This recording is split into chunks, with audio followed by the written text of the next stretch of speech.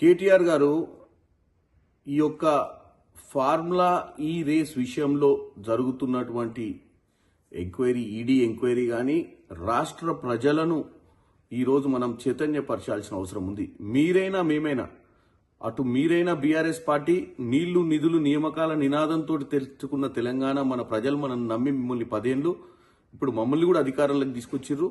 మనం అందరం కూడా బాధ్యతగా వ్యవహరించాల్సిన అవసరం ఉంది. అయితే ఈరోజు ఈ రేస్ విషయంలో ప్రజలకు కూడా కన్ఫ్యూజన్ ఉంది, అసలు ఏం జరిగిందని. నేను 2 నిమిషాలల్లో వాస్తవాలు తెలియజేద్దాం అనుకుంటున్నాను. రామారావు గారు, మీరు ఒక యువరాజుగా, మీ నాయన ఒక రాజుగా ఈ రాష్ట్రానికి ఎప్పటికీ మీరే పరిపాలిస్తారు అన్న ఒక ఆలోచనతోటి మీరు ఒక యువరాజుగానే వ్యవహరించారు. ఎందుకంటే ఈరోజు ప్రభుత్వం పోయిన తర్వాత వాస్తవాలన్నీ బయటకు వస్తుంటే మీరు డ్రామాలు చేయడానికి ప్రయత్నం చేస్తారు.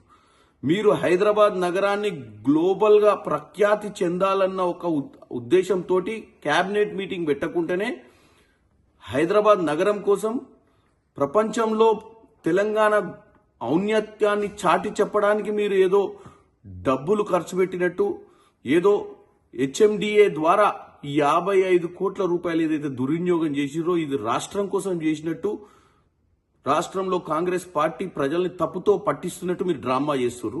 ఇది వాస్తవం కాదు. వాస్తవం ఏందో నేను చెప్తున్నానండి, ఒకటే ముక్కలే చెప్తా. ఈ యొక్క ఫార్ములా ఈ రేస్ కంపెనీ FEO ఫార్ములా ఈ operations company London based company, అంటే లండన్ లో ఉన్న కంపెనీ. ఈ కంపెనీతో 2022లో గ్రీన్కో అనే ఒక కంపెనీ కేటీఆర్ కి అత్యంత సన్నిహితులు. కేటీఆర్ కోసం ఎలక్ట్రాల్ బాండ్స్ ద్వారా బీఆర్ఎస్ పార్టీకి నిధులు సమకూర్చినటువంటి ఈ మిత్రులు, వీళ్ళు చీకటి మిత్రులు. ఈ మిత్రులకు సంబంధించిన ఫార్ములా నెక్స్ట్ జనరేషన్ అనే ఒక కంపెనీని వీళ్ళు ఫ్లోట్ చేసి, ఈ కంపెనీకి సంబంధించినటువంటి, అంటే ఈ గ్రీన్కోకు సంబంధించినటువంటి ఈ కంపెనీ ఏదైతే ఒప్పందం కుదిరించుకుంది FEO తోటి, ఏమని, హైదరాబాద్ నగరానికి వీళ్ళు ఈ రేస్ ని తీసుకురావాలి అన్న ఒప్పందం 90 కోట్ల ఒప్పందం. 90 కోట్లలో 30 కోట్లు మాత్రమే కట్టిరు వీళ్ళు. కట్టి మిగతా 60 కోట్లు కట్టకుండా తప్పించుకునే ప్రయత్నం చేసిరు. ఎందుకంటే మాకు నష్టాలు వస్తున్నాయి, మేము కట్టమని చెప్పి. ఈ FEO కంపెనీ లండన్ నుంచి పదే గ్రీన్కో కంపెనీకి మిగతా 60 కోట్లు కట్టాలి, లేదా లీగల్ గా వాళ్ళు యాక్షన్ తీసుకునే ప్రయత్నము, టర్మినేట్ చేసే ప్రయత్నం కూడా చేస్తామని చెప్పడం జరిగింది. 2023లో రేస్ కు సంబంధించి 2022లో అగ్రిమెంట్లు చేసుకుని 30 కోట్లు కట్టి 60 కోట్లు ఎగ్గొట్టితే నోటీసులు సర్వ్ చేస్తే ప్రజలకు తెలిసిపోతుంది అని చెప్పి వీళ్ళు చేసిన భాగోతము. వాళ్ళని కాపాడనికే, ఎవరిని, గ్రీన్కో ప్రమోట్ చేసే కంపెనీని కాపాడనికే, నెక్స్ట్ జనరేషన్ కంపెనీ ఏదైతుందో దీన్ని కాపాడనికే కేవలం కేటీ రామారావు గారు హెచ్ఎండిఏ మీటింగులు పెట్టకుండా, హెచ్ఎండిఏకు FEOకు ఏ అగ్రిమెంట్, అక్టోబర్ 30కి అగ్రిమెంట్ అయింది.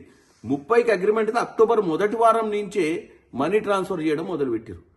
మనీ ట్రాన్స్ఫర్ చేసి ఇప్పుడు ఏం చెప్తుర్రు, తెలంగాణలో ఉన్న హైదరాబాద్ నగరానికి ప్రఖ్యాతి కోసం ఈ పని చేసినట్టు. ప్రఖ్యాతి కోసం చేయలే.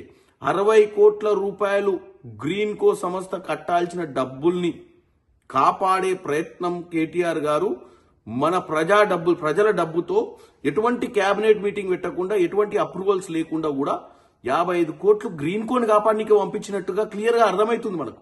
కాబట్టి కేటీ రామారావు గారు, మీ డ్రామాకు ఆస్కార్ అవార్డు వస్తుంది కానీ తెలంగాణ ప్రజల చెవిలో పువ్వు పెట్టడానికి ప్రయత్నం చేయకండి. ఇది కేవలం ఒక మిత్రుని కాపాడే ప్రయత్నంలో మీరు ప్రజల సొమ్ముని దుర్వినియోగం చేసినట్టుగా క్లియర్ గా కనపడుతుంది. ఇంకా మనం తప్పుతో పట్టియొద్దు. వాస్తవంగా ఈరోజు ఈడీ కానీ సుప్రీంకోర్టు కానీ వాళ్ళు నిజ నిర్ధారణ చేస్తారు. ఈ రోజు నేను చెప్పాల్సిన అవసరం ఎందుకు వచ్చిందంటే, ఈ ఎంక్వైరీ నడిచేటప్పుడు కూడా మీరు ఇంకా ప్రజలను తప్పుతో పట్టియొద్దు. ఇంకెన్నెన్ని ఘనకార్యాలు మీరు 10 ఏళ్లలో చేసిరో అన్ని కూడా బయటకు వస్తాయని తెలియజేస్తున్నాను.